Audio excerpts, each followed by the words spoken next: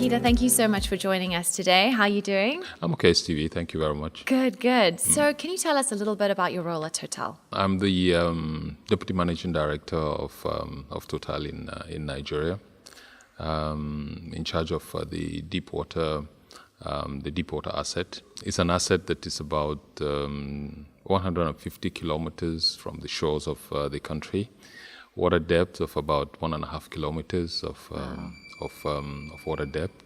It's a production facility that produces about 130,000 barrels of oil a day and about 10 million cubic meters of gas a day.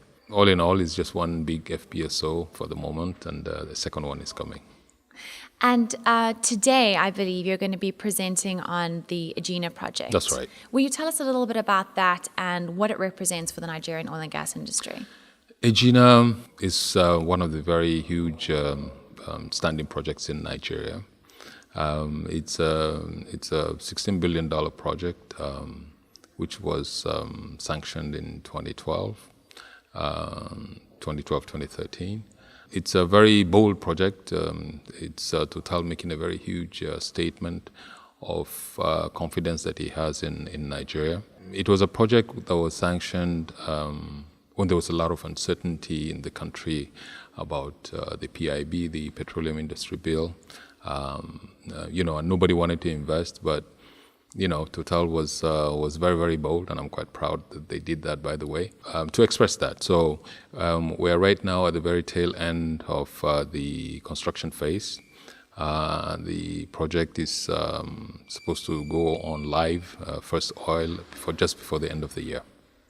And for the Nigerian government, it represents 200,000 barrels of oil a day addition to its present capacity, which represents about 10% of Nigeria's oil production. Wow. Yeah.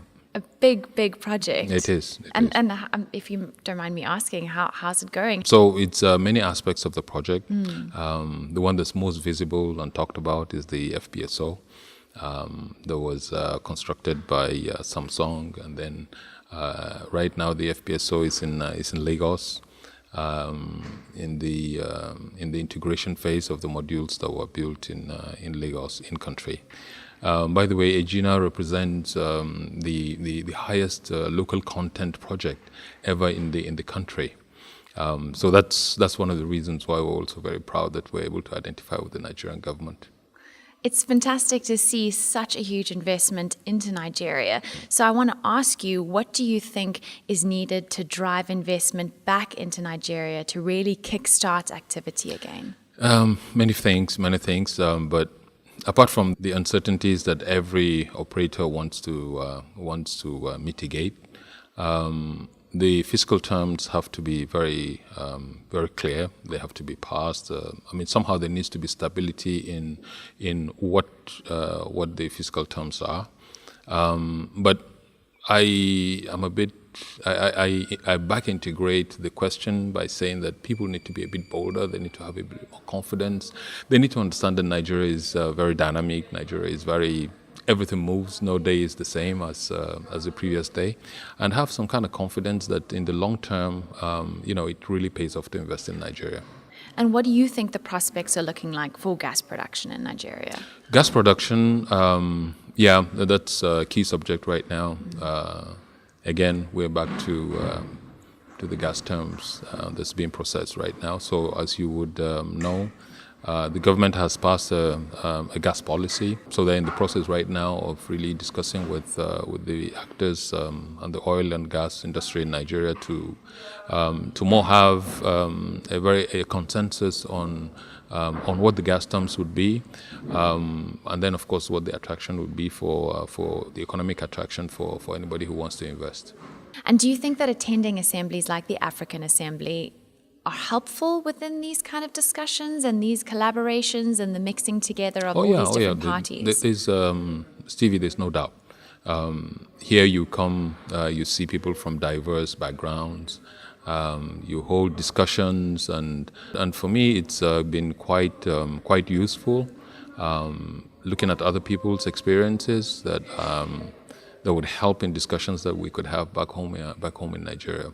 I know we've been in the front line of oil and gas in Africa, but be it as it may, with all these new plays, you see new experiences, and they're all quite really useful.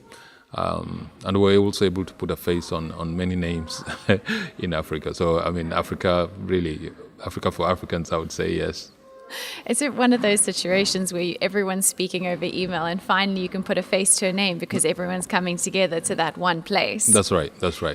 And it's really a pleasure. Some of them you see are very unlike what they sound in their email, by the way.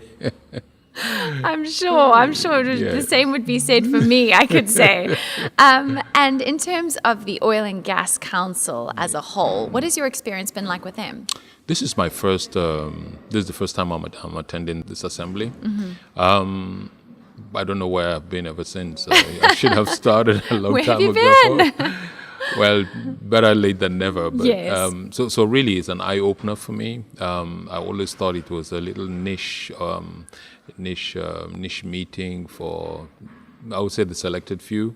But I can see really that it's an open forum. People are quite bold to discuss all the issues. There's nobody holding back on any issue. There's no issue that is taboo, for instance. And people are very honest and straight about what they think the problems are.